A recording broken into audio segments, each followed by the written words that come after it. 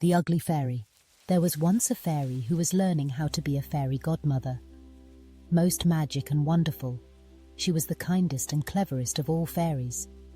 However, she was also a very ugly fairy.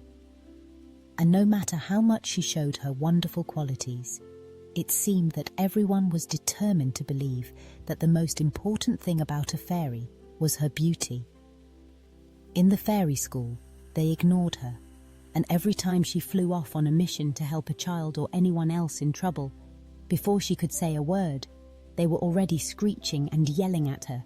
"Ugly! Get out of here, weirdo!" Despite her being little, her magic was very powerful, and more than once she had considered using it to make herself beautiful. But then she remembered what her mother had always told her. "My dear, you are what you are, warts and all, and never doubt that you are this way for a very special reason." But then, one day, the witches of the neighboring land invaded and destroyed the country, putting all the fairies and wizards in prison.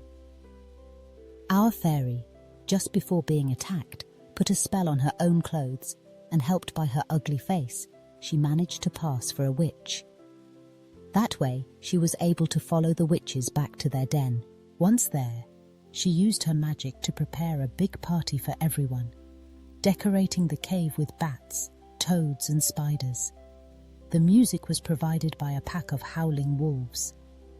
While the party was in full swing, the fairy hurried off and set free all the fairies and wizards who had been imprisoned. When all of them were free, they worked together on one big spell, which succeeded in trapping the witches inside the mountain for the next 100 years. And for the next 100 years, and more, everyone remembered the great bravery and intelligence of the Ugly Fairy, and from that day on, no one in that land ever saw ugliness as a disgrace. Whenever someone ugly was born, people were filled with joy, knowing that for that new person great things lay ahead.